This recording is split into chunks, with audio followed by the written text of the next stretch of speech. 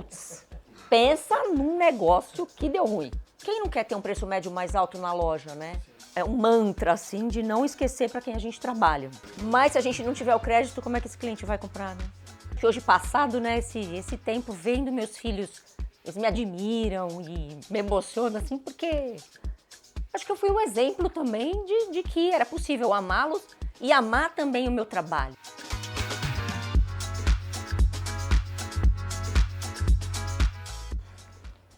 Fala pessoal, mais um episódio do Novo Varejo Podcast. Dessa vez a gente está tendo a honra de receber a Leninha Palma, CEO da Caidu, e ao meu lado, meu parceiro Thiago Furbina. Obrigado, Pedro. Primeiramente, a gente gostaria de agradecer a vinda da Leninha, né, para o Novo Varejo Podcast. Muito obrigado, Leninha. Hoje ela vai contar um pouco para a gente da história dela e da história da Caidu, uma das maiores redes de moda de departamento do Brasil e uma das marcas mais admiradas também. Leninha, tô aqui, eu gosto sempre de falar que eu tô com a primeira pergunta e gostaria de saber um pouquinho da história da Caidu. Você pode nos contar? Com certeza. Bom, primeiramente, super obrigada pelo convite. Um prazer estar aqui e falar do que eu amo e do que eu sei falar, né? A Caidu está fazendo 50 anos, né, esse ano. Então a gente está em festa, né, porque no Brasil, né, tão poucas empresas conseguem chegar até 3 anos, né? São muitas que abrem todos os anos, mas poucas prosperam, né? Então para a gente é um grande marco e uma grande responsabilidade também, né, social. Então a empresa começou com meu pai, né, que era mascate. Eu falo que ele começou a vender roupa numa caminhonete, né? Não tinha loja, não tinha nada, né? Era uma veia empreendedora com um sonho e que viu possibilidade, né? Ele nasceu no interior, veio para São Paulo, foi trabalhar ali próximo da 25 de março e entendeu que poderia, né? Também consumir, ir lá comprar, levar para o interior, fazer essa venda de produtos. E foi assim que iniciou, né? Não era nem Caidu, né? Isso eu digo é antes de 50 anos, né, de Caidu. Depois se casou, montou a lojinha na frente da casa, na garagem. E aí foi aí que começou, né? Como fabricante também de produtos, foi fazer curso de modelagem. Então a Caidu ela foi atacadista por muitos anos, né? Então lá no bairro do Brás, né? Era um bairro ainda que longe de ser o que é hoje, mas o Brasil todo vinha, né, para o Brás para comprar produtos para levar, né, para os seus estados. Então foi assim que iniciou a empresa. A Caidu foi fundada em 75, né? O nome, né, Caidu, vem de um irmão meu que chama Carlos Eduardo. Então naquela época tinha, né? A empresa antiga chamava Jô Luiz, porque eu também tenho 2 irmãos, João e Luiz. E com o nascimento dele foi fundada a Caidu com a veia atacadista ainda, também no Brás. Nós somos em 5 filhos, né? Então quando eu vim trabalhar, né, eu e outro irmão também, na empresa, a gente viu a possibilidade de expandir, né, de criar esse braço de varejo, pegando esse know-how que a gente tinha. Nessa época a gente até já importava produtos, né, nas primeiras importações que o Brasil começou a fazer. Então a gente falou, poxa, acho que a gente consegue também replicar esse modelo fazendo varejo, né? Eu aprendi muito, trabalhei, a gente abriu uma segunda loja lá no Brás também, aí já varejista, que foi onde eu iniciei, né, a carreira aí na empresa, e de lá para cá foi só aprendizado. Legal. Leninha, a gente conhece a Caidu, né, uma marca que, como o Thiago falou, o Brasil inteiro conhece, acompanha, e a gente vê muito posicionamento de vocês no público C e D, né, nessa classe ali para atender esse público. Como é que você enxerga o desafio da concorrência? Fato que outros players, a gente estava falando disso, né? Outros Sim. players também atacam aí essa fatia da população. O que é que a Caidu tem enxergado a nível de concorrência, de digitalização e próximos passos para continuar sendo soberana ali nesse público que vocês atendem hoje? Perfeito. Bom, a gente nasceu na classe C, né, Pedro? Porque a gente sempre trabalhou no Brás, né? Eu vivi muito tempo da minha vida no chão de loja mesmo, com esse público super carente, né? Que para comprar roupa tinha que juntar uma grana, né? Depois de pagar aluguel, pagar transporte, né? Aquilo que sobrava era o que o cliente tinha para roupa. Então eu vivi nessa realidade, né? Desde o início. Então acho que a gente nem saberia fazer diferente, nem saberia trabalhar para outra classe, né? Então, só que cada vez mais é um público que vem se desenvolvendo muito, né? E ansiando por coleções melhores, por moda, né? Por coisas mais atuais. Então, essa é a grande pressão que a gente tem hoje, né? Outros players também, tem players muito competentes nessa área, mas a gente tem que fazer a nossa lição de casa, né? A gente vem... não dá para ficar acomodado. Então, seja em lojismo, seja em exposição, né, de produtos, seja no perfil do produto mais adequado para esse cliente. É uma busca, assim, uma paranoia incessante, observando, né, esse comportamento para a gente estar sempre atualizado, né? Acho que esse é o grande segredo aí. A gente já fez...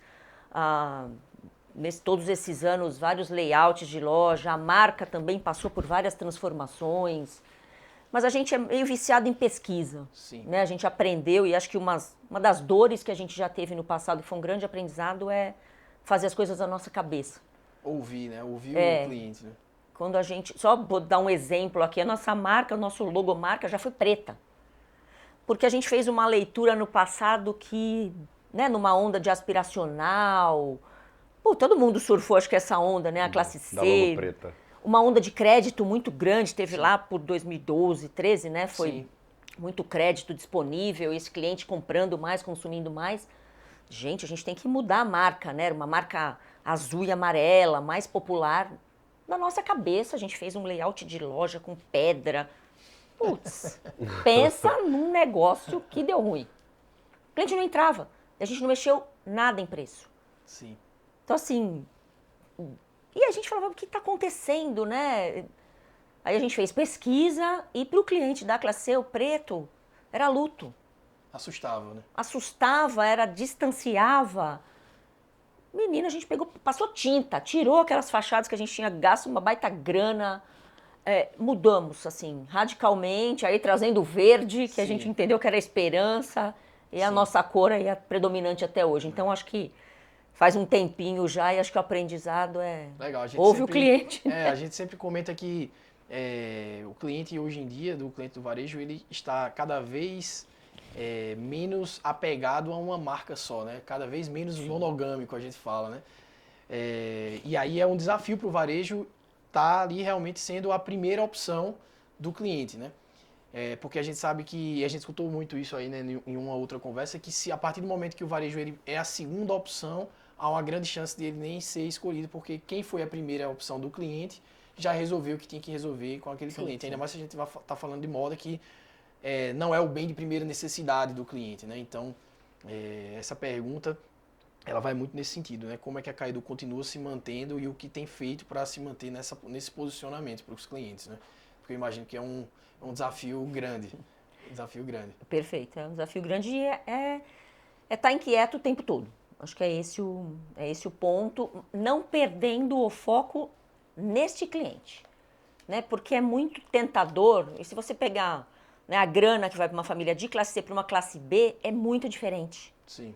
Né? Sobra mais grana para uma classe B. Então é tentador você fazer produtos com preço médio mais alto. Puta, e quem não quer ter um preço médio mais alto na loja, né? Sim. Porque um preço médio baixo te exige um baita de um volume, uma baita de uma operação. Sim. Mas isso é um ponto que a gente tem como crucial. Sim. Né? O máximo que cabe no bolso do nosso cliente, que é a classe C, é esse price point para cada peça. E se a gente se propõe a atender família, mais ainda, né? Sim. É a mãe e o pai, então é uma roupa para ela, uma para ele com 2 filhos. Então tem que entrar na loja e conseguir pelo menos comprar uma peça para cada um. Tem que caber nossa. Porque senão a gente não está seguindo o que a gente se propõe, né? De ser uma marca para a família. Sim. Então isso é bem sério, assim. Então aí o preço é esse, o que de melhor a gente vai fazer dentro desse preço. Melhor produto, melhor tecido, melhor qualidade.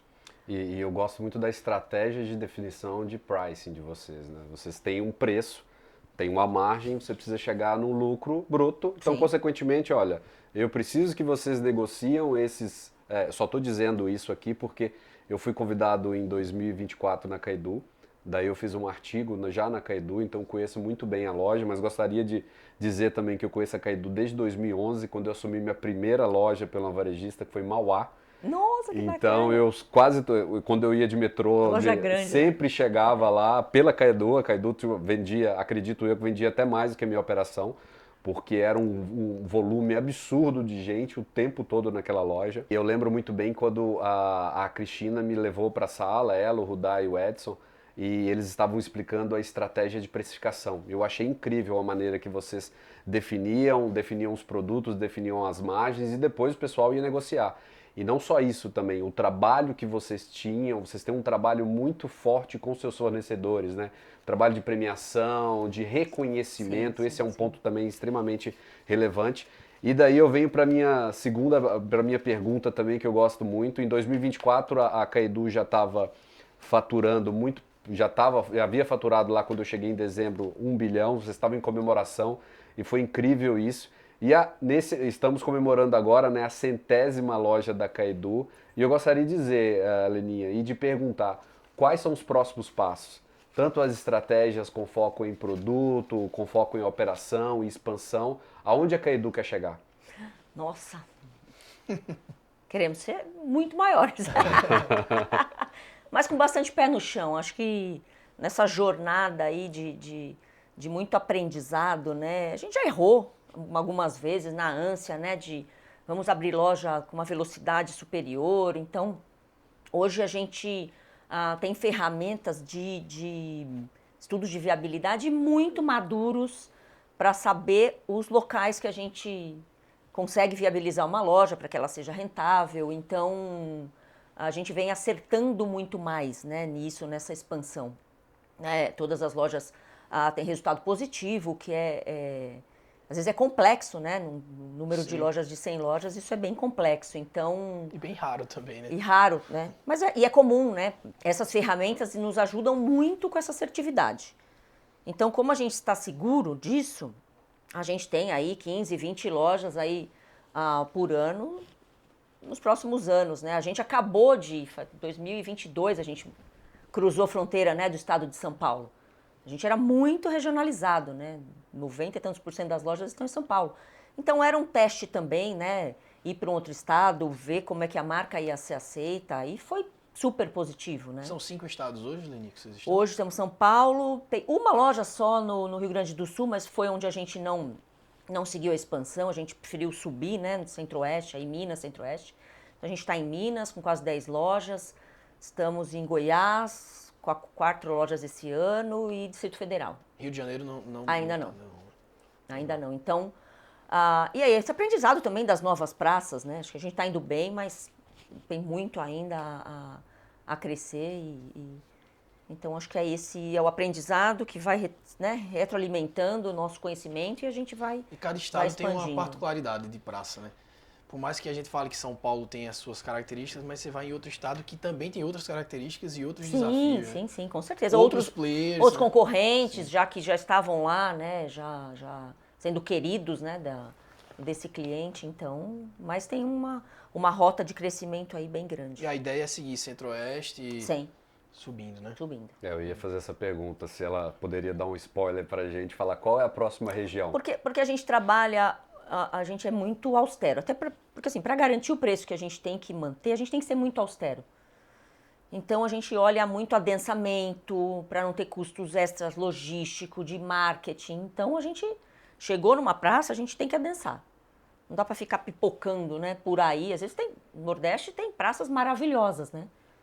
Mas não dá pra gente ter uma loja perdida lá, que ela vai ser muito custosa. Sim. Então, a intenção é sempre chegar, né, aproveitar o máximo possível daquele local de onde tiver o percentual lá que a gente precisa, né, para colocar uma loja, para realmente otimizar sempre esses custos, né? Sim. E eu acho que esse ponto também é interessante, né? Porque a Caidu é reconhecida no Brasil com a estratégia bem clara de P1 e P2. Eu sei que a Caidu serviu de base para uma empresa muito grande, uma das top 3 do varejo de moda do Brasil, que mandaram, eu sei que diretores executivos mandaram os gerentes visitarem a Caidu para entender o que a Caidu fazia de diferente, então também já serve de benchmark, não só o tamanho, mas as grandes também estão olhando para a Caidu. Sim. E é isso, assim, eu acho que é um ponto extremamente relevante aqui, falar da estratégia, de falar de produto, de falar de licenciados também. E eu queria saber um pouco mais de estratégia, um pouquinho mais de produto e como que vocês definem, principalmente, indo para novas regiões, vocês trabalham com os mesmos produtos aqui, vão fazendo o adensamento, assim como vocês operam nas lojas. Como que é um pouquinho, conta pra gente um pouquinho dessa estratégia de sortimento. Bom, a gente tem bem uma área de planejamento, né, muito madura, né, que olha histórico, traz o histórico e a gente sempre olha o futuro.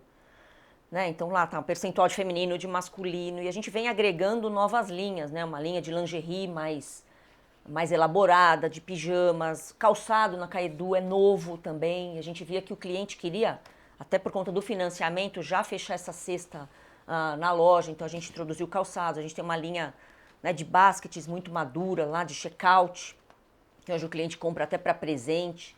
Então é tudo muito nessas pesquisas, né? A gente vai ouvindo as demandas do cliente e vai buscando dentro da nossa estratégia responder aquilo que o cliente anseia, né? A gente trabalha muito com uma moda que seja versátil, né? Que o cliente invista num produto, mas que ele possa usar várias vezes, né? Não é um produto, o nosso cliente ele não pode se dar o luxo de ter um vestido que ele vai usar numa festa e esquece, né? Não vou usar mais. Então, é sempre tudo muito pensado para esse público, né? As meninas lá de estilo, elas têm foto dos clientes, né? Porque elas vão para Barcelona, para Londres fazer a pesquisa, claro, né? Porque a gente tem que trazer inovação para esse cliente também. Mas você vai na sala delas, tem a foto lá. Essa aqui que é a cliente, não esquece. É esse biotipo dela, tem mais quadril, não é europeia, né? Tem mais busto. Então, é muito... Acho que é um mantra, assim, de não esquecer para quem a gente trabalha. Né? Então Mas é um orgulho, né? Saber que tem varejistas tão eu acho que isso renomados aí, passeando lá na nossa loja. Isso é extremamente importante, porque a Caidu tem uma das maiores vendas por metro quadrado do Brasil. E isso é um ponto a ser destacado aqui. E agora a gente fala sempre das partes boas, né? De tudo que tem de bom. Principalmente das operações e da empresa como um todo. E agora a gente queria entrar num tema um pouco delicado, Leninha. A gente sabe que você é do conselho, do IDV, e as mídias sociais só falam isso, o governo também só fala isso, já tem um projeto de lei da escala 4x3. Eu gostaria que você entrasse um pouquinho nesse tema, mas também não só isso. Falar da dificuldade que o varejo tem hoje de contratação, que uma coisa é eu querer alterar a minha escala, outra coisa eu já tenho dificuldade para contratar colaboradores. Perfeito. Não só em São Paulo, mas assim como todas as regiões que você falou que a Caidu está presente, sim. São todos os estados que têm problemas de contratação e um turnover muito alto. Seja do varejo de moda, de supermercado, de farmácias, do setor de food service. O que você tem para nos dizer a respeito disso? Que eu tenho certeza que deve ter muita informação aí e eu gostaria de saber. Olha, realmente o turnover ele vem piorando, né, ao longo aí dos últimos 2, 3 anos, com um jovem não querendo muitas vezes trabalhar aos sábados e domingos. Essa é uma grande questão, né? A carga horária realmente ela é mais puxada. Então o que a gente vem fazendo de trabalho é mostrar para esse jovem um plano de carreira, né? Como trabalhar no varejo pode propiciar um crescimento até mais acelerado do que qualquer outro ramo, né? E esse é um grande desafio, né? Porque a gente vê índices de desemprego baixo no país, mas realmente é de quem não está, né? Quando a gente vê a forma que é medida, é de quem não está procurando emprego, né? E tem muitos auxílios hoje, né, do governo que fazem com que a pessoa nem procure mais, né, emprego. Então, não é tão real assim, eu acredito, esse dado, né, porque senão a nossa economia estaria muito melhor também, né?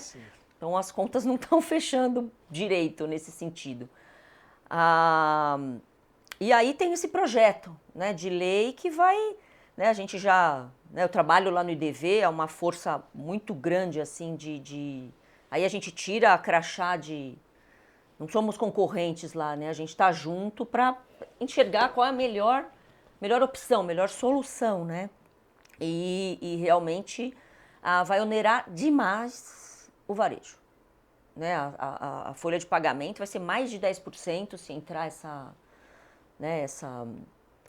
lei, se ela for aprovada. Ou a gente vai ter que fechar os domingos, por exemplo, coisas mais radicais que prejudicariam um cliente. A gente faz todos os... Qual é o impacto disso, né? Eu fico imaginando que se vai alterar a folha de pagamento, vai alterar o preço do produto. Isso, e aí vai alterar, e aí a inflação vai aumentar. Então, assim, o IDV tem feito várias contas, né? Vários cenários, até para a gente sentar e discutir com o governo. Né? Não é que a gente queira prejudicar, né, a mão de obra, não é isso.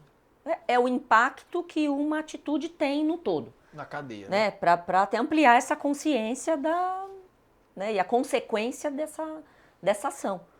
Se a gente tiver que aumentar a folha, vai ter que aumentar o preço. Senão a conta não vai fechar. Então, acho que é essa discussão que a gente tem. O governo precisa ter muita parcimônia antes de tomar uma decisão como essa. Pelo menos ter os dados, né? Tem que ser os dados. Os dados. O varejo também precisa de uma contrapartida. Se vai alterar para 4x3, se vai alterar para 5x2, igual todos falam. Qual vai ser Mas aí, qual que vai ser a contrapartida do governo com os varejistas? Nos custos, né? Vamos trocar dessa forma e tentar achar uma forma que seja bom para todo mundo, né? Para o colaborador também, enfim. Nessa mesma pegada, mas não falando diretamente da Caedu, mas olhando de maneira mais ampla, Leninha, você com essa experiência, essa vivência de IDV, vocês vivenciaram e divulgaram, inclusive, os números da participação das bets na economia, né? E como qualquer fator econômico, o varejo é sempre o primeiro a sentir. Eu queria te ouvir sobre como você sentiu o impacto das bets nesses últimos 2 anos, talvez que o negócio tenha explodido mais, né? Tanto a nível de clientes, vendas, impacto nas vendas, no crédito talvez, daqui a pouco a gente vai falar mais sobre isso, mas também no crédito, e até a nível de RH, de time. Se você também teve situações desse tipo lá dentro, e o que é que você tem achado e até de repente o que é que o IDV tem falado sobre isso, trabalhado sobre isso. Com certeza todo mundo do IDV, né? Lá tem uma gama enorme de setores, todo mundo sentiu. A gente começou a sentir isso muito no segundo semestre do ano passado. Né? Só quando as curvas de venda, todo mundo é mais maduro, né? Mas um choque muito grande, assim, de perda de venda. Que aí acendeu esse alerta, foi quando o próprio governo viu o quanto de Bolsa Família mesmo ia, né? Milhares de famílias, assim, que era o Bolsa Família já ia direto. Né? Hoje a gente vê muitos jovens, né? A maioria dos adeptos são jovens. Então, tem atrapalhado bastante. Algumas medidas deram uma reduzida, mas ela é muito sutil.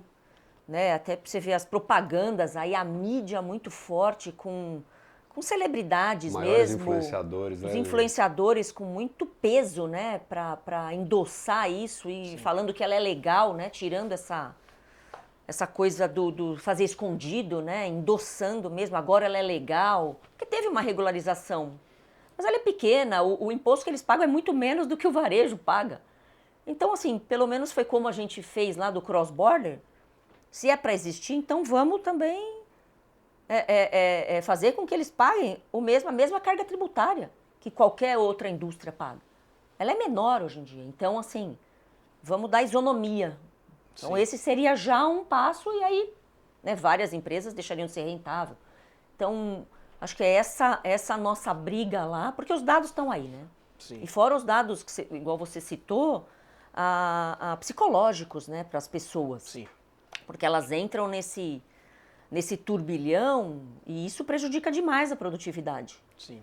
Né? Então, a gente não teve assim diretamente o impacto, mas a gente sabe de varejistas que teve suicídio. Sim. Né? Mãe de família que não estava acostumada, né, com esse tipo de pressão e que se suicidou. Então, é muito grave.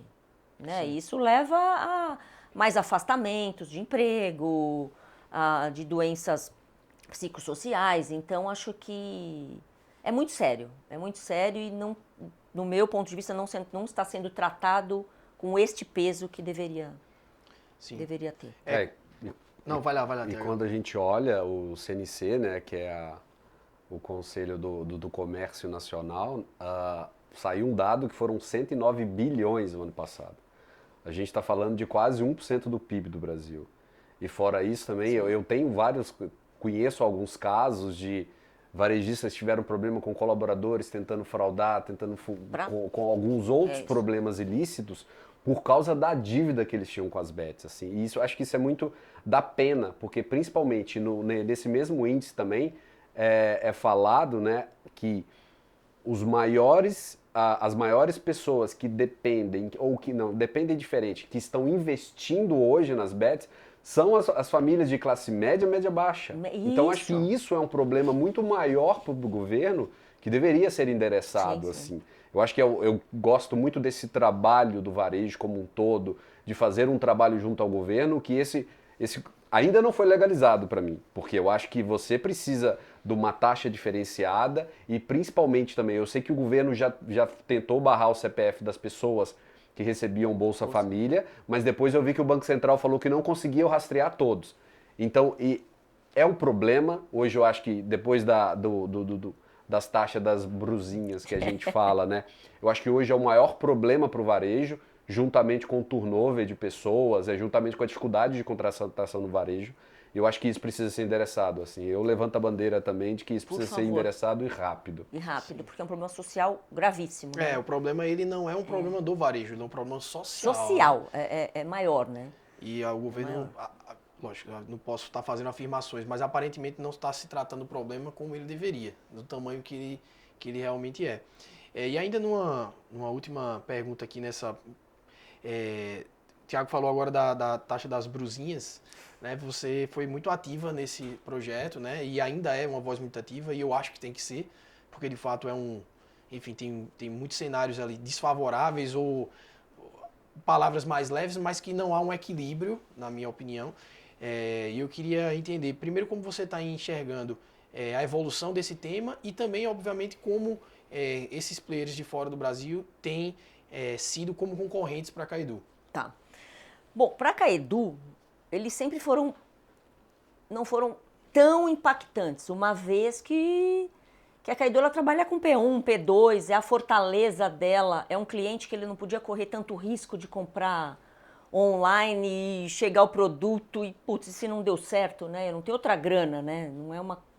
Então, o impacto foi menor, vai. Claro que ele existia, não dá pra gente, né, tapar o sol com a peneira, mas ela era um pouco menor. Mas a nossa grande briga era por conta da injustiça interna. Como assim?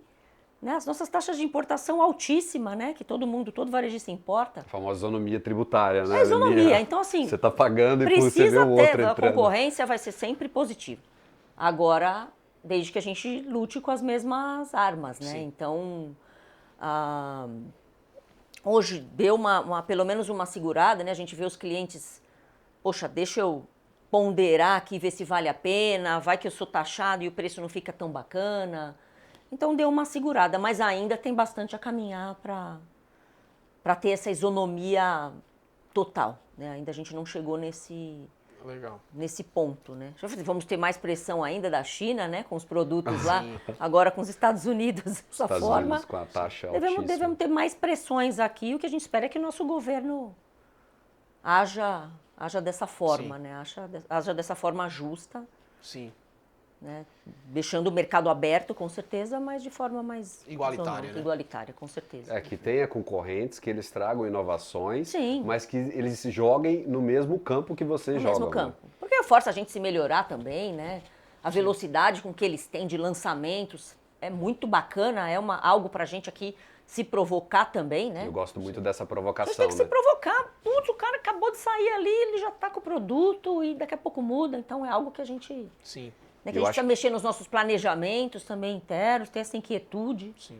Eu acho que acaba trazendo também um modelo diferenciado de produção, né? Isso. Auxiliando muito mais as áreas de compras que estavam envolvidas, que as maiores varejistas hoje já negociam com a China. Sim, mas querendo ou não, aprenderam também quando eles vieram para cá de como eles estavam fazendo essa adaptação entre Viralizou no TikTok, viralizou no Instagram, como que eu faço isso rápido? Tem que estar lá. E eu acho também que um outro ponto, Leninha, que eu defendo muito é que esse trabalho do governo tentando trazê-los para desenvolver o comércio local vai ajudar muito a melhorar as fábricas, vai trazer produtividade local, vamos falar de qualidade, vamos falar de produção, vamos falar desde o fio, quem sabe, eu acredito muito que o benchmarking que eles trazem para a nossa indústria local, quem sabe se desenvolva ao ponto que a gente reindustrialize a área que basicamente a gente hoje exporta, quase que importa quase tudo da China, que são os tecidos, as fibras. Se a gente manda os melhores algodões do mundo, por que a gente não voltar a desenvolver aqui? Por que não o governo olhar por esse lado e começar a desenvolver também as fábricas, quem está produzindo os tecidos, juntamente com as fábricas que produzem o produto final? Eu acho que a gente precisa muito mais disso, que é o que a gente estava falando antes, né? Quanto mais a gente tiver os varejistas de departamento, juntamente com toda a cadeia unida, melhor para o nosso país. Perfeito. E a nossa obrigação como IDV é mostrar, né? Mostrar esses dados, mostrar esse número para o governo. É isso que a gente sempre faz, né? Pega os dados de todo mundo e junta lá e apresenta, né? Apresenta, olha o potencial que é, olha o número de empregos que a gente tem. É muito social, né? Sim. As pessoas chegam na loja, a gente tem que começar do zero, né? Até na formação dessas pessoas. Então é um trabalho muito grande que tem que ser avaliado e incentivado, né? Quantas pessoas hoje estão trabalhando na Caidu? 2.800. É muita gente, né? Quantas empresas no Brasil tem 2.800 pessoas trabalhando, né? Não, e se você for olhar a cadeia toda da Caidu... Não, aí fora a cadeia, fora os fornecedores, né? Não, é uma indústria o que esses 2.000 geram, Alan? Fora a Caidu, é muita que gera na outra costureira. cadeia. É muita coisa. Eu lembro que a gente tinha uma conta na Fiat, salvo engano, eu tenho quase certeza que para cada colaborador que trabalhava na operação da Fiat, eram 5 ou 10 em toda a cadeia. Nossa. Era um número absurdo, assim. Então você olha o poder que tem a Caidu como varejista também.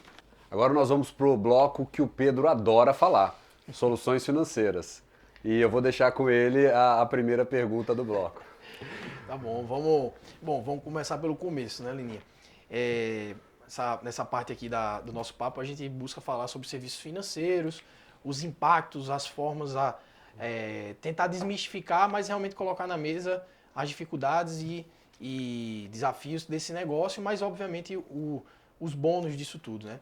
Então, do começo, né? A Caidu, um player de moda, a gente já falou bastante disso, como todos os players de moda do Brasil, a grande maioria, oferece algum meio de pagamento.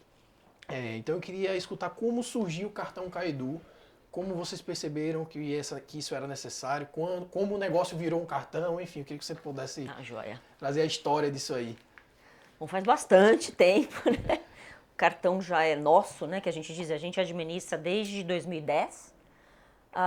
Mas antes disso, a gente ainda era pequenininho, né? Mas já tinha um carnezinho do cliente.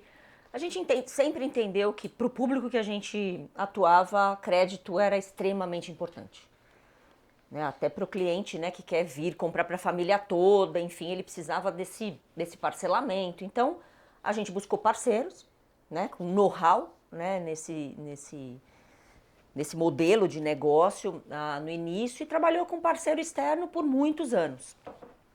Até o momento que a gente percebeu que isso era tão importante, tão relevante, que tinha que estar dentro de casa. Né, que esse conhecimento do cliente... até esse limite de risco que a gente queria correr ou poderia correr tinha que estar na nossa mão, né? Porque quando você está num parceiro externo, ele está lá atendendo um mar aberto com outras players também e muitas vezes ele pode tomar decisões, né, de fechar a torneira que a gente fala, com toda a razão, olhando, né, no negócio dele, mas que afeta diretamente o nosso público. Então, foi aí que a gente começou a fazer vários estudos, né? Porque a gente sabia vender roupa. E que bicho é esse, né? A gente vai entrar para um negócio, né, que não é a nossa fortaleza. Então, foi aí que a gente se cercou, né, de bons profissionais, de boas empresas, conversou bastante, né, com quem já fazia isso há algum tempo. E aí começamos, né, devagarzinho, fazendo todas as migrações. Então foi um pouco disso, assim, dessa grande necessidade E aí teve que ter bastante coragem também, né? Porque é algo totalmente diferente do que a gente sabia fazer. Mas aí eu acho assim, se quer fazer, tem que trazer gente que entenda. Gente que você tem a humildade de falar, eu sei vender roupa, comprar, sei do cliente, sei da moda, sei do preço. É um outro bicho. Então, vamos trazer gente, tem gente muito competente no mercado para poder auxiliar, né, nesse novo negócio, porque realmente é um business à parte, né? Sim. Eles têm que trabalhar junto, totalmente unidos para um propósito comum da empresa, mas é um negócio à parte. Então, como uma empresa à parte, ela tem que ser tratada dessa forma, né? Legal. Leninha, a próxima pergunta do bloco é sobre a importância do cartão, principalmente, igual você acabou de falar, né, que é o cartão, a operação de crédito hoje está toda internalizada na Caidu. Qual é a importância no seu ponto de vista e o que vocês fazem na Caidu de maneira que a área de crédito não atrapalhe o varejo, que é o core, de maneira que vocês, trabalhando com o cliente num único produto, né, que é a empresa como um todo, vocês possam atuar para melhorar a experiência desse cliente? Perfeito. Acho que até um dos motivos, né, de internalizar é ter todos os dados desse cliente, o comportamento dele de compra, né, como ele compra, o que ele compra. Então a gente tem 3 milhões aí de cliente na base. Ah, Leninha, mas estão todos ativos? Não. Mas é aí que justamente está a baita oportunidade, né? Porque se esse cliente já entrou na minha loja, a gente já paquerou, ele entrou, comprou, fez o cartão, botou uma aliança no dedo. O que acontece que ele não está voltando mais? Então é um mar de informações, né? E com aqueles muito frequentes também, a gente tem uma atuação de CRM muito intensa, né? De mandar as ofertas, até de ajudá-lo a lembrar, olha, sua fatura vai vencer, né? Porque às vezes no dia a dia, na correria, né? Pelo app a gente lembra também.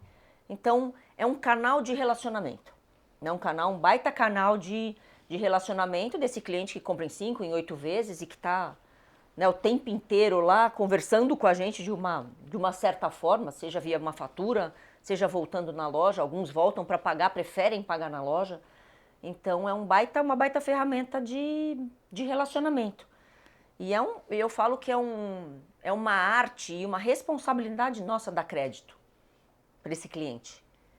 Porque se a gente dá crédito para aquela pessoa que a gente sabe que não vai ter a condição, a gente rompe o relacionamento. Porque daqui a pouco eu vou entrar em uma conversa de cobrança, é uma conversa ruim. Então, quando a gente vê, né, muitos pedem, né, querem ter o nosso cartão e não são todos não é possível, né, por uma esteira que a gente tem de corte, mas a gente trata isso com muita responsabilidade também.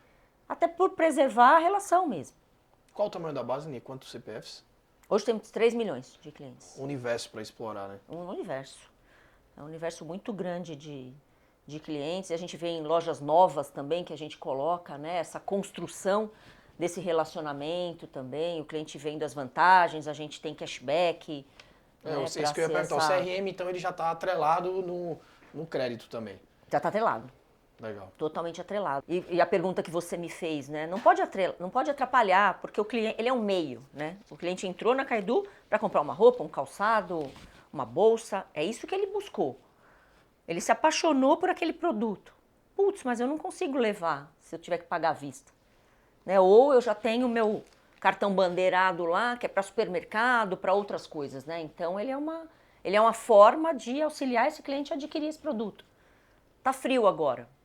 Como é que eu faço para comprar, gente? Uma roupa, né? Eu tenho criança e preciso renovar o guarda-roupa das crianças, que não é uma renda extra, ninguém ganha 13º no meio do ano, né? Sim. Então é uma forma, né, desse cliente poder financiar Mas a venda os produtos. acontece, né?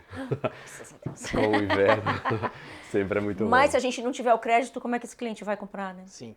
Como é que ele vai conseguir, né, suprir essa necessidade? Então ele é um meio de acesso mesmo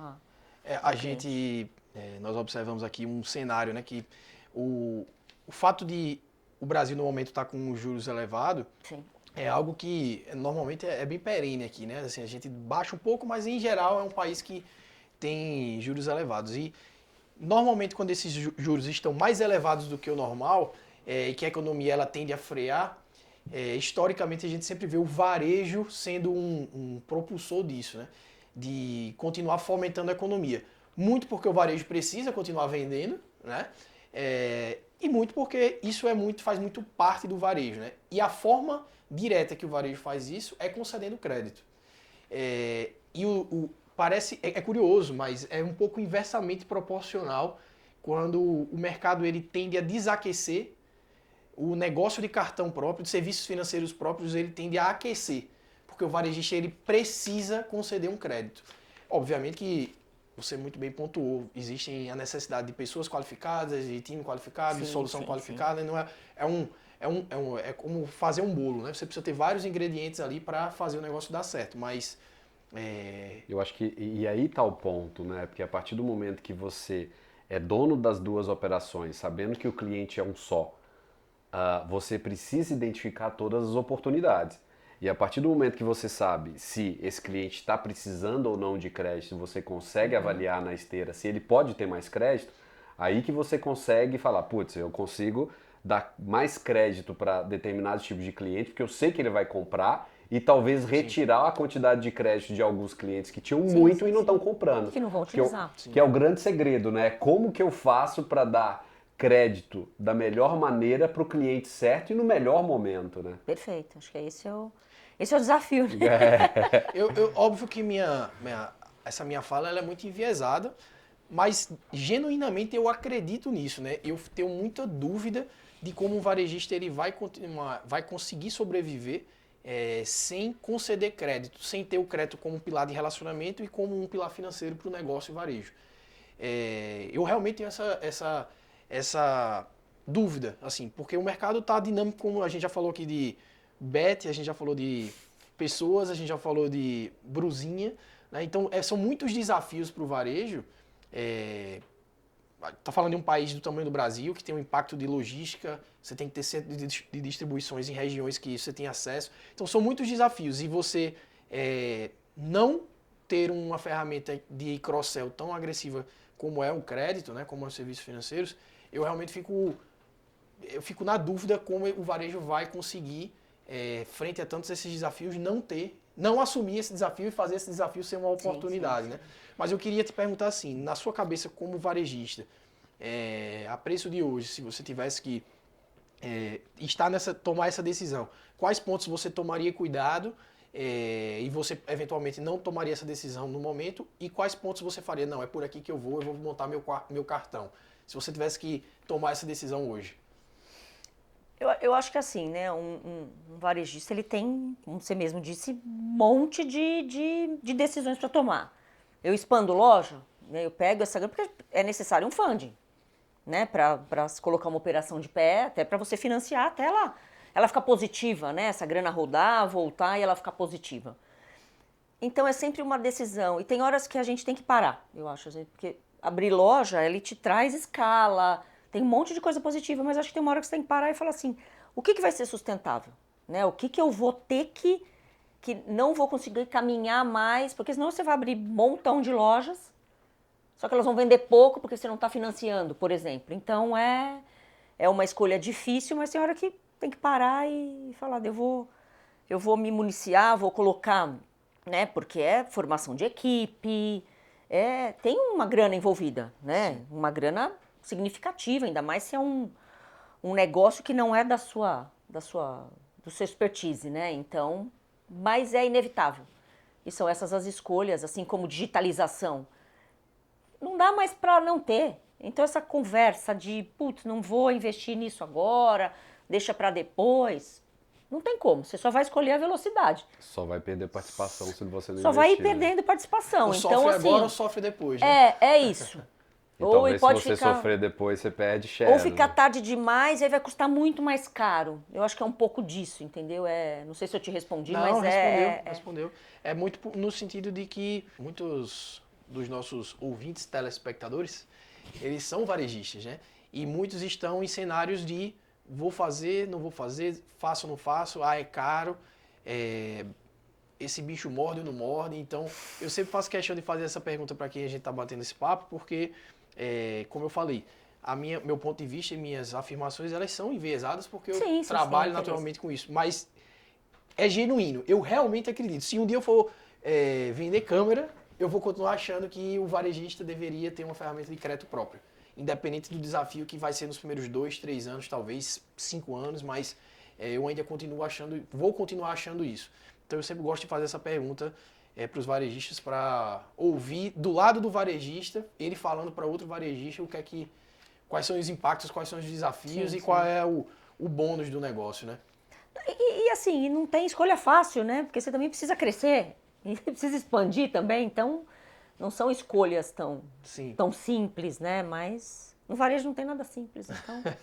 São várias dificuldades, várias decisões e tudo precisa ser tomado da melhor maneira possível. É isso, mas aí tem que pensar a longo prazo, né? O que isso vai significar a longo prazo, essa relação que eu vou ter com o cliente, esses dados todos, a riqueza desses dados, né? Sim. Acho que isso é uma coisa importante também. E Leninha, no último trimestre, a maioria dos varejistas conseguiram expandir carteira e também conseguiram melhorar a inadimplência. Assim. Esse é o grande desafio, né? Como que você expande carteira e mesmo assim consegue melhorar a inadimplência? Acredito muito nos modelos, nos novos modelos que estão sendo ajustados, utilização de dados, inteligência artificial também para ajustar. Como que está hoje a Caidu? Como que está a saúde quando a gente fala de crédito? Olha, a gente nunca teve problemas assim graves, acho que porque a gente nunca soltou as rédeas, né? Assim, já tiveram momentos onde o cliente entrava na loja mesmo, literalmente, falava, mas eu consigo ter o cartão aqui da vizinha, por que vocês não aprovam? E isso era sofrido, porque é uma pressão de todas as lojas, de todos os colaboradores, caramba, estamos perdendo. Mas a gente sabia o quanto a conta ia chegar, né? O quanto essa inadimplência ia chegar e o quanto ela ia pesar, né, para esse player, enfim. Então, acho que essa disciplina, a gente é bem disciplinado em não... Mas aí também a gente não precisa retrair, sabe assim? A gente fica numa linearidade que talvez ela nem sobe tanto e nem desce tanto, e aí a gente consegue manter esse equilíbrio. Acho que isso que faz com que a inadimplência sempre fique de acordo, fique super dentro do que para nós é o aceitável, né? do que é saudável para o negócio. A gente não é otimista quando o mercado está melhor, vamos liberar totalmente. É o conceito do básico perfeito na essência. Aí é... O básico perfeito na essência, né? Porque dói muito, né? Porque aí Dói muito. é um buraco assim, é gigantesco, né? Então, eu confesso que são dois momentos vários assim balanços aí que a gente viu Isso. o quanto problemático foi. São dois momentos interessantes assim para o varejo com sua financeira. Primeiro, a área de crédito depende do varejo e ela também é uma fonte do funding. E o varejo é o core. Eu acredito que todos os varejistas que têm suas financeiras e muito bem internalizados, a partir do momento que o time de crédito entende que eles são fornecedores do varejo, de maneira que a empresa gere resultado, os resultados vêm. E outra maneira foi o pós-Covid, muitas empresas deram de crédito e depois tiveram grandes resultados que acabou atrapalhando a própria operação do varejo. Que em vez de que poderiam estar financiando expansão, não, estavam tendo que recuperar a saúde das financeiras, né? Perfeito. Então eu acho que a partir do momento que você toma decisões austeras para crescer, você toma decisões muito mais alinhadas, pensando na saúde financeira da empresa e não em dar mais crédito para crescer loucamente, que a uma hora a conta chega. Porque é simples, né? Um pouquinho que a gente libera, o ticket médio cresce absurdamente, você vende muito mais. É muito tentador, né? Então acho que é esse outra dica, né? Sem dúvida, é muito tentador. Tomar as decisões como um todo, Se né? você pensar em curto prazo, putz. Porque a gente nega para um monte de gente também. A gente aprova para um monte de gente, mas nega para um monte de gente que não tem condição, né? Então, você vende mais... Um pouquinho que a gente abrisse, e muitos vão embora porque não tem condição de comprar no dinheiro, ou um Pix, ou outra forma, né? E eu gosto muito quando faz as análises de modelagem de crédito, avaliando o final, o saldo final. Quanto que a empresa vai crescer se eu reduzo um pouco o score, e qual que vai ser a conta lá. Mas se toma essas decisões de maneira austeras, igual você falou, de maneira antecedendo e tendo todas as informações de dados, daí sim eu acredito que essa é uma das melhores opções. Perfeito. Quando você pensa no business como um todo, e não só num business, não. O business É varejo financeira? Tudo bem. O core é o varejo. Então acho que isso é muito legal. E acho que isso aí é dar ouvido, aí quando você fala, né, é dar ouvido para as áreas que são especialistas nisso. Sim.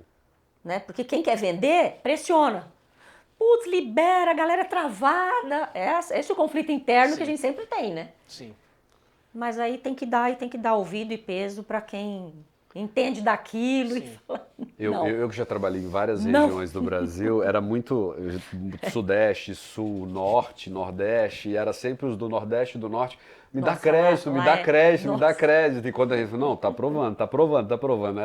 É muito saudável discutir com o regional de operações quando a gente está numa região boa e ele não, que ele tem que colocar para dentro. É muito diferente. A gente falava, coloca para dentro, coloca para dentro, para dentro. Falava, não, mas aprova só 20%. Eu falei, Traz mais gente. A gente falava, tem que fazer com mais Se a qualidade. peneira é mais apertada, tem que pôr mais água nela. É muito bom, Então, isso aí. Qual a participação, Leninha, hoje do cartão? varia de 30% a 35%. Tem bastante loja nova, né? As lojas novas elas começam com um pouco menor e vão, Mas é um espetáculo. vão né? crescendo aí, é bem bacana. Espetáculo. O cartão Caidu, vou contar essa história de maneira muito rápida para não encher muito o podcast, mas tem uma história incrível, né? Porque a Neus, né, que foi a processadora onde tudo começou aqui, da RPE, o cartão Caidu foi o nosso marco, né? A nossa virada, literalmente, né? Não só a virada de sistema, a migração, mas tudo que a gente aprendeu assim, de varejo que a Caidu trouxe para a empresa. Até hoje a gente utiliza, até hoje a gente cita esse case para quem está entrando na empresa, né? As áreas de migração, né? Aqui a RPE, por natureza a gente faz muita migração de base, e as experiências, o aprendizado que a gente teve lá em 2012, 2013 ali, né? Que é uma outra história, dá para fazer um outro capítulo só para falar disso, mas aquele aprendizado até hoje a gente utiliza. São várias pessoas que trabalharam naquele projeto que até hoje estão conosco. Que bacana. Então, existe uma gratidão do nosso lado também pela confiança, né? E um respeito, porque realmente é uma operação muito redonda, muito... Eu sempre falo, é o básico perfeito, o feijão com arroz, assim, perfeito, é a operação da Caidu. Como você bem falou, tem grandes profissionais, mas é um varejo que é muito forte, né? É uma marca muito forte, então, naturalmente, o cartão, ele cresce. Sim. A gente bate muito nisso aqui, a gente fala muito sobre isso. Não existe um cartão forte, gigante e um varejo mais ou menos que não está operando tão legal. Não existe. Existe o contrário. Existe um cartão que não está indo bem, mas um varejo muito forte. Mas jamais o serviço financeiro maior do que o varejo, que é o que o Thiago falou também um pouco aqui. Que aí é o risco, né? Aí é o risco Exatamente. que a empresa pode Exatamente. correr, né, se Exatamente. perdendo nesse sentido, né? E a conta chega, Com como certeza. você bem falou. Chega. A conta chega. Chega, e é pesado. A conta chega. Leninha, eu tô com a última pergunta do bloco e a gente tem visto várias jornadas diferenciadas das varejistas estão investindo em novos tipos de meios de pagamento. Eu gostaria de saber se a Caidu tem algum produto novo no roadmap, de maneira que você consiga melhorar ainda mais a experiência do cliente, daquele cliente que quase 35% da participação em todos os meios de pagamento utiliza o cartão Caidu. Tá. Bom, fora todos os produtos, né, que a gente agrega já ao cartão, seguros, né, coisas que o cliente talvez não tivesse acesso, né, por outras formas, e a gente sempre tenta encontrar o produto para a necessidade, né, desse cliente. Eu acho que tem um trabalho muito grande de investimento em tirar a fricção de jornada, né, seja para ele pagar uma fatura ou para ele receber informação, até para ele utilizar esses seguros de forma com que ele veja o valor. Então tem bastante coisa aí no forno nesse sentido, né? Até de aprovação também mais ágil. Sim. Né? Ela não é lenta, mas dá para ser mais ágil ainda, né? Desses dados de cliente que ficam na base, até de clientes que não têm o cartão ainda. Como é que a gente pode iniciar, né, um crédito menor que seja, para ele, né, começar a construir uma relação com a gente. Então tem infinitas possibilidades aí, algumas já estão mais quase para sair, outras ainda estão mais só num brainstorm, mas tem bastante coisa assim. Quando a gente tem informação e dados, infinitas possibilidades aparecem, né? Sim. Isso é muito bom. Pra gente ir pro próximo bloco, uma outra curiosidade que eu acabei de lembrar que você falou. O primeiro cliente que a gente teve que tinha automatização na aprovação ou na reprovação foi a Caedu. Quando não tem mais ninguém na mesa de crédito da Caedu, hein? Todo mundo, que história é Nossa, essa? porque era muito lento, Como é que lembra? pode? E aí, como é que tá fazendo isso? A P1, né? É. Porque a gente tinha uma premissa assim, fala sim ou fala não, rápido. Porque o cliente entrou, ele foi comprar, ele adorou uma calça jeans. Putz, eu não botei a grana agora. Ó, eu tenho um meio de financiamento.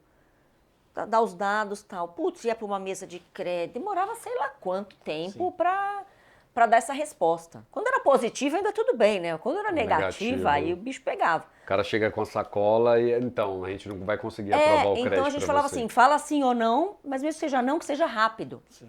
Porque o cliente vai comprar de outra forma ou ele vai embora. O que a gente não poderia era ficar enrolando o cliente nesse sentido, né? Hoje Então, é acho algo que mais comum, né? Mas já, hoje é mais isso- lá atrás, não lá era atrás não. ninguém fazia isso. lá né? atrás. Não. Na verdade, até hoje ainda tem muita operação que preenche a proposta na mão, você manda Vai lá, ligar, vai lá, exato. né? Hoje já faz biometria, Ligar você tem... pra vizinha pra saber se... É. Né?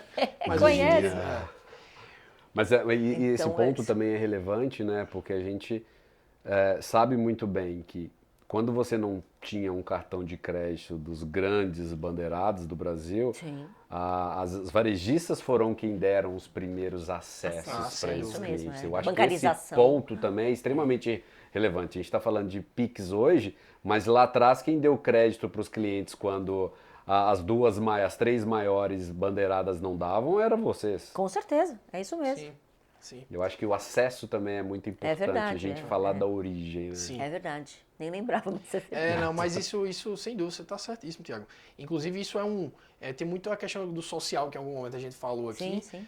Né? Mas o cartão cobra um juros rotativo muito alto, etc. Bom, o problema do cartão cobrar um juros rotativo muito alto tem outras questões, não é só porque o varejista quer. Se você pudesse cobrar... Não é? Com certeza. então não é esse o ponto, mas o acesso ao crédito e ter possibilitar que o cliente adquira aquele produto através de um crédito que só o varejista está concedendo, tem sim um impacto social e muitas vezes a gente pula esse tema, eu mesmo pulo esse tema muitas vezes no meu dia a dia, mas isso não pode ser esquecido não, porque de fato existe. E um ponto bastante relevante que vou divulgar aí nos próximos dias é a inadimplência do quarto trimestre de 2024, que também é do final de 2024, que as varejistas de departamento de moda, na qual a Caedu está inserida, o over 90 foi acima de 17%. Sim, sim, sim. Então daí a gente entende que cobra-se um juros, mas cobra porque tem muita gente inadimplente. Tem. Sim. Talvez se no Brasil não tivesse tanto, a gente não tinha o spread que a gente tem. com certeza. O endividamento das famílias nunca esteve tão alto.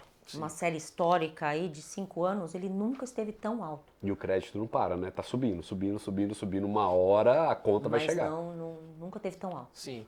Que aí não conversa com aquele desemprego que tá baixo também, né? É uma coisa que fica aí um ponto de interrogação. É a arte. Mas tá ótimo. É a mágica. Bom, vamos para o terceiro bloco.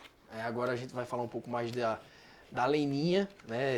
Independente de CEO, Caedu, mas da Leninha, de como a Leninha é. E a gente tem uma pergunta, Leninha, que a gente tem feito para os nossos convidados, né, Tiago? Que é muito no sentido de como a Leninha de hoje, o que é que a Leninha de hoje falaria para a Leninha, garota que começou lá a trabalhar na Caedu, que é da adolescência iniciando na... Quer dizer, não sei se você iniciou na empresa, porque na verdade você já nasceu dentro da loja, né? Então... Você tá me gateando lá. Exato. Então, assim, o que Não é que tinha você... nem G, nem escolha, né? Exato. O que é que você falaria para a Leninha jovem? O que é que você... Se você tivesse como, qual mensagem você passaria? Tá bom. Vamos ver um monte de coisa, hein? Tadinha. Acho que primeiro, baixar a ansiedade, né? Acho que esse comichão, assim, que a gente tem de fazer as coisas gerava muita ansiedade e acho que natural pela falta de experiência, né? Também a falta de experiência gera mais ansiedade porque é muito desconhecido. Então, acho que ter mais autoconfiança em mim mesma de que dar o passo e se não der certo eu sabia que eu tinha como resolver ou trabalhar para aquilo ser corrigido, né? Eu mesma que ia ter que resolver, então essa baixada dessa ansiedade acho que seria uma coisa positiva. Mas eu não sei se era possível também por conta de que a gente tem que passar pelas coisas, né? Senão o aprendizado vem da experiência, do erro e corrige. Mas seria ter sido melhor se fosse um pouquinho mais sereno aí. Acho que uma coisa que eu tenho falado até para muitas mulheres assim que são mães e que trabalham, acho que é muita culpa, né, que a gente tem quando você trabalha num varejo pujante, né? Quando eu tive meus filhos, era quando a gente estava num período aí de crescimento já acelerado. Imagina, tinha filho um mês, já estava de volta, né? E gerava bastante culpa isso, né? Do tempo que eu ficava, você chegava em casa, já estava dormindo.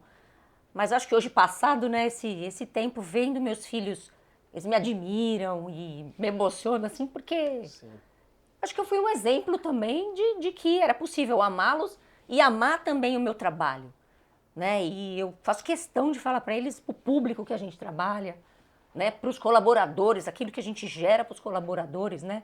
Tantos jovens que tem aí que começam como auxiliares e se transformam gerentes. Então, eu acho que é maior. O que eu tento passar para eles é que vale a pena, né? Eu ter dividido o tempo entre estar lá tão presente com eles e com a empresa é algo maior para o mundo, assim. Então, mas acho que eu diria não ter tanta culpa, né? Porque demorei para ter essa percepção, assim, essa clareza e essa paz, vamos dizer assim. E eu acho que outro ponto importante, Lelinha, que você pode até falar um pouco pra gente, é quem vê a Leninha de 100 lojas não viu a Leninha com uma loja engateando lá, né? É verdade. Como gerente de loja, né? Lá no Largo da Concórdia, no Brás, cheio de camelô na frente. E o Brás não existia, né? Esses centros mesmo de São Paulo, assim, eles não eram tão desenvolvidos. Então, a classe C era toda lá. Então, aprendi bastante. Acho que esse chão de loja aí, esse eu não mudaria, por nada. Que legal. Ter começado ali não mudaria. A gente não tinha nem escritório, né? Uma salinha assim, então tinha que ficar lá. Mas com certeza, Leninha, você é uma inspiração para o mercado inteiro. Com certeza seus filhos devem admirar muito isso, né? Essa sua jornada aí. E como eu falei, né, nós também admiramos e respeitamos muito a Caedu, você, a história da empresa, a história de vocês, da sua família. E eu acho que é isso, Tiagão. É isso? É isso. Queria de verdade agradecer a sua disponibilidade, a prontidão em me responder, em estar disponível aqui. A gente ficou muito feliz. Eu falo isso em nome da RPE toda, né? Sócios, diretores, colaboradores, a gente de verdade agradece a sua disponibilidade de estar aqui com a gente. Teremos outras conversas, com certeza, você vai participar de muita coisa que a gente precisa de mulheres com voz ativa aqui no nosso negócio, a gente precisa crescer isso e eu sei que você vai puxar essa bandeira junto conosco. Tiagão, mais uma vez, muito obrigado pela mais um capítulo. E foi ótimo, né? Eu acho que o capítulo de hoje com a Leninha, nossa primeira mulher entrevistada, primeira de muitas, Olha, tá? Que bom. Então nós vamos precisar da tua ajuda aí. Você que falou um pouco tanto do trabalho do IDV, falou muito da história da Caedu, a tua história é linda aí, gostei muito de ver você contando um pouquinho da Leninha, o que a Leninha de hoje falaria para a Leninha antiga, foi emocionante. E muito obrigado mesmo, viu, de coração. Eu que agradeço. É sempre bom, né, compartilhar. Eu acho que tem tantas empresas aí, familiares também, né? Eu gosto muito de falar com esses empresários familiares, né, de como dar o segundo passo, de como crescer e contar aqui um pouquinho da história. É muito bacana aí. Espero ter contribuído e foi um prazer estar aqui com vocês hoje. O prazer foi todo nosso. Então é isso, pessoal. Quem assistiu até aqui, se inscreve, ativa o sininho, eu tô ficando profissional nesse pedido. Então, muito obrigado pelo tempo de vocês. Valeu. É isso aí. Valeu. Muito obrigado. Até mais. Tchau, tchau.